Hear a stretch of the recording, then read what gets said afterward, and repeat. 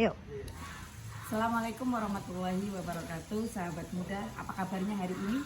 Sudahkah pernah kalian mendengar kisah Ibnu Battuta, pemuda 21 tahun yang dia mengelilingi 40 negara di tahun 1400-an, sekitar 700 tahun dari sekarang. Ibnu Battuta minta izin kepada orang tuanya, ayah ibunya. Dia sampaikan, ayah ibu, saya mau pergi haji. Satu alasan yang bisa diterima, satu-satunya alasan yang bisa diterima di zaman itu untuk pergi ke luar negeri.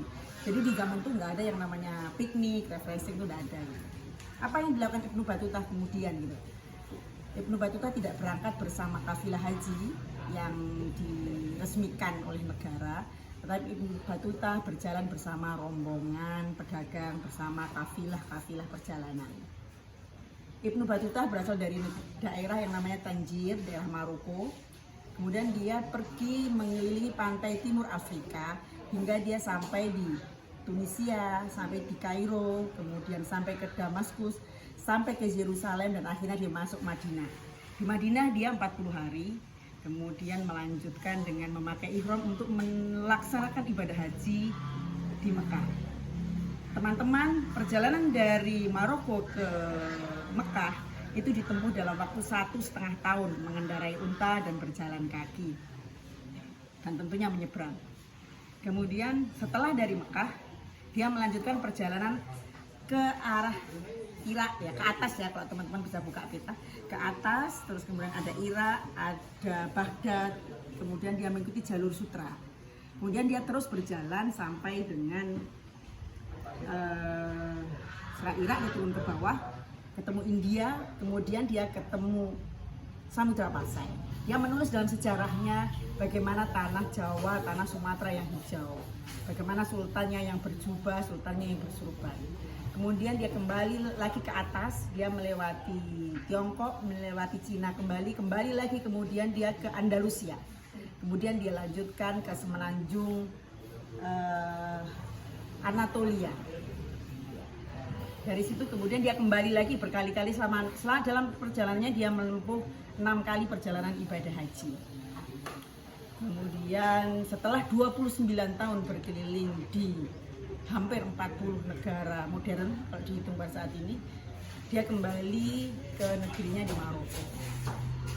Bagaimana bisa Ibnu Battuta melaksanakan ini, menjalankan itu semua dengan hanya berbekal beberapa dinar uang emas saja, yang kalau kita hitung matematika pada saat ini itu tidak memungkinkan. Mengapa? Karena dia gunakan masa mudanya, sebelum datang masa tuanya, dia gunakan masa sehatnya sebelum masa sakitnya, dia gunakan waktu luangnya sebelum masa sibuknya, dia gunakan hidupnya sebelum matinya. Itulah teman-teman haji selagi muda, sebuah hakikat perjalanan kehidupan untuk menemukan hal-hal baru, untuk menulis kembali roadmap kehidupan kita, untuk menemukan peluang-peluang baru. Apa saja sih yang ditemukan Ibnu Battuta ketika dalam perjalanan? Dia menemukan jalur sutra, kemudian dia menemukan kulit kerang yang diekspor dari Maladewa ke Afrika. Dia menemukan uang kertas, tembikar dari Cina yang dikirim ke barat. Kemudian dia juga menemukan gading, sutra, emas, melon, dan seluruhnya yang ada di muka bumi. Jadi ketika dilakukan masih muda, maka dia akan menemukan peluang-peluang baru, dia akan menemukan ilmu-ilmu baru. Bahkan di suatu wilayah Ibnu Battuta itu mendapatkan sebuah wabah dan dia menemukan obat untuk membasmi wabah tersebut. Selanjutnya, karena ilmu hukumnya, Ibnu Battuta juga sempat menjadi qadhi atau hakim di Kesultanan Delhi. Itulah yang dilakukan Ibnu Battuta ketika muda. Dan haji selagi muda membantu kita untuk menemukan kembali, membangun legasi kita ketika muda. Revolusikan hidupmu dengan haji selagi muda. Assalamualaikum warahmatullahi wabarakatuh.